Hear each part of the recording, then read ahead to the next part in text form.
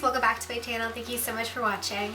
I have to start off by apologizing for my voice. I am still sick. I ended up getting sick again after I last talked to you about being sick. So the road is not over. I can't really even see the end of it. I have probably stopped to blow my nose a million times throughout this video, so if my nose makeup is a little bit off, that is why. But that's life of being sick, right? And sometimes you just have to get up and you have to do things and you have to put on makeup, and we all end up with a little bit of a Rudolph nose, and that's normal, and that's okay. So we're just gonna continue on with the tutorial. Today's tutorial is kind of inspired by old Hollywood glam, kind of inspired by the classic red lip and a wingtip, and kind of combined. And I decided I wanted to use a few of my Marc Jacobs products because I am absolutely in love with Marc Jacobs right now. So I used the Lolita palette here for my entire eye look except for one shade, and then I used this little Marc Jacobs lipstick, and this is in the shade Dashing. I also used a Marc Jacobs eyeliner. I really hope that you guys enjoy this tutorial. If you do, make sure to give the video a thumbs up and leave a comment down below, and I will see you next time. Bye! Okay, so we're going to start off with our eyes, and using the Marc Jacobs Lolita palette, I'm going to use the very first vanilla shade, and I'm going to set my primed lids and just create an even base for the following shadows. Next, I am going to go in with the crease shade in the palette, which is kind of like a mid-toned neutral brown, and I'm using a Luxie brush to just run that through the crease, mostly in the upper crease, just creating a deep outer V, and then I'm slowly going to start bringing that pigment into the center of the lid, blending it out, but I'm focusing it in the outer corner and then blending it further. This look is going to be all about a defined crease and a defined outer V, and then the rest of the lid is going to be rather shiny and shimmery and fun. So I want to create quite a bit of depth there. I am building up the color slowly but making sure to blend it out fully, and the brush I'm using from Luxie is the 227 blending brush. This is my absolute favorite brush right now. Now you can see my cat Chloe decided to make an appearance. She basically sat behind me for the entire video, so get used to it. Now I'm using the same brush and a deeper brown shadow that is not from this palette, just to create a little bit more depth in my crease. Moving on to the lids, I am going to use 4 different shadows for the lid. The first one is going to be more of a coppery gold, and it's the very first shimmery shade in the palette, and we're going to place this on the outer third of the eye, and don't worry too much about getting into the crease shades because we will be touching that up later.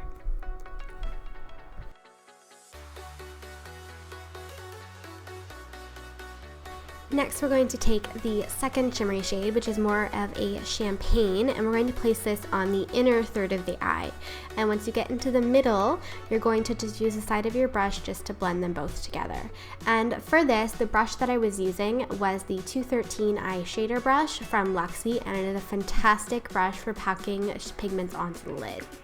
Next, I'm going to take the dark grayish brown from the palette, and I am going to use that on a more defined crease brush. I'm using the 235 from Luxie, and I am placing that just in my outer corner, really concentrating it into the outer V and creating kind of a V shape.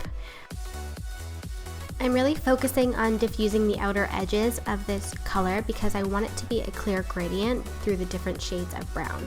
Next, I am actually going to go in with a small detail brush, and this is the Morphe M124, and I am going to further define that outer V. This brush is great because it's a flat kind of shader brush, so you can use the tip of it to draw precise lines and then go back in with your original crease brushes and blend them out. It just creates that extra little bit of depth without blurring too much color. Now we're going to go back to our lids, and we're going to take this stunning kind of white gold shadow with a pink duochrome, and we're going to place this right on the center of the lid with our finger, and then use the finger as well to blend it out. I just wanted a little pop of pink on the center of the lid, nothing too intense, but I really liked the way it looked. Then we're going to go in with the center shade of the palette, which is actually a pink glitter, And I used a little bit of Fix Plus on my brush, and now I am just kind of packing it into the center and bringing it into the inner corner. I just thought that it looked so pretty. We're going to move on to face for a quick second, and using my two favorite primers from Becca and Makeup Forever, we're just going to prime the skin, and then while that is kind of absorbing and setting into my skin, I'm going to go back to my eyes and complete my liquid eyeliner. You guys have seen me do this a million times, so I'm kind of going to speed through it, but for this one I wanted to create a really kind of thin, very sharp, kind of poke your eyes out eyeliner.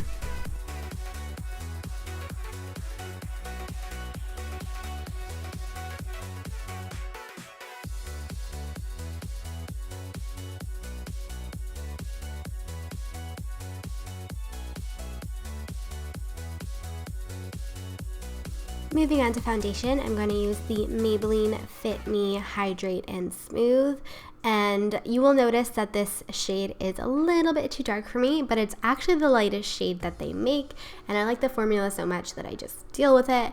But you will notice that it does not match my neck. I will deal with that later and blend everything together, so no need to worry about that. I'm just going to apply this everywhere and make sure that it is perfectly blended and pressed into the skin.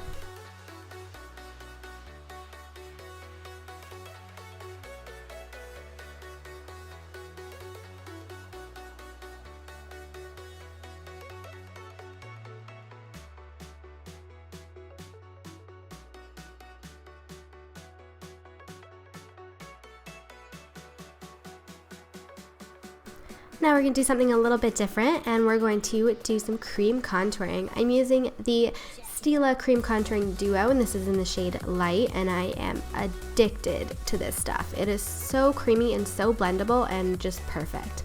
So I'm using that and my Real Techniques sculpting brush and just contouring under the cheekbones, along the sides of my forehead, and along my jawline.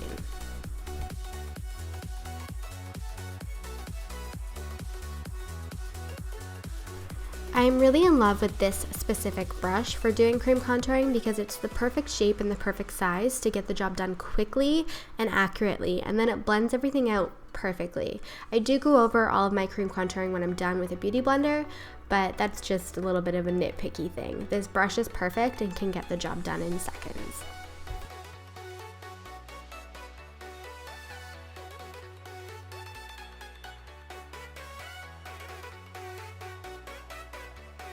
As I said, I'm going to go over everything with my beauty blender, and that is just because I think that makeup looks so amazing when it is perfectly blended into the skin. And I think that taking the extra time to re-blend and kind of buff things in with a sponge makes a difference. Moving on to concealer, I'm going to treat those dark circles with the NYX Dark Circle Corrector. This is just an orange tone concealer that I'm absolutely in love with. So I just place that right in the very inner corner, kind of the tear duct area of my eye, and then blend it out. And then I will set it with a little bit of powder before going on again with my concealer on top. I do set it because I think that's really important. It helps create a barrier between the corrector and the concealer so that the concealer doesn't blend away the corrector.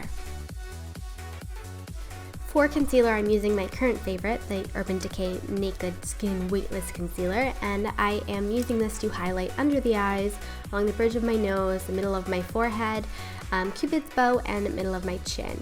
And I absolutely love this concealer. I think it's worth absolutely every good review it gets, and I think everybody needs to try it. And then I do blend in all of my concealer with the Morphe G1 brush. I just love this brush. It gets into all the nooks and crannies and really buffs everything away without taking away too much product. So it is one of my favorites.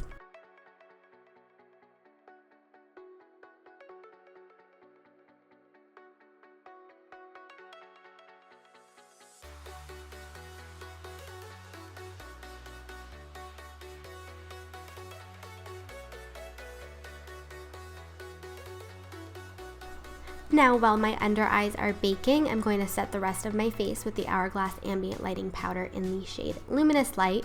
This is the perfect setting powder if you are a dewy skin lover like me. It just adds the perfect candlelit glow. It's subtle, but really does make a huge difference at the end of the day. And it has a little bit of a tint to it, so it's great for looks like this where I can run it down my neck and help blend together my foundation and my natural skin tone.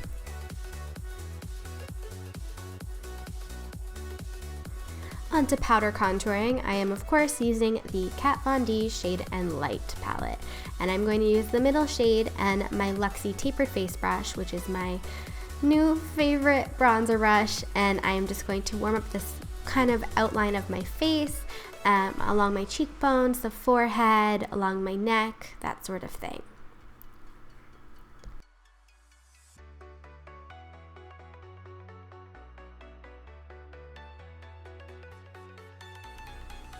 Next, I am going to go in with the coolest shade in the palette and my Morphe contour brush and just create a nice sharp line along my cheekbones, and then I am going to go in with my Real Techniques contour brush and do the rest of my face as well as blend out the cheekbones.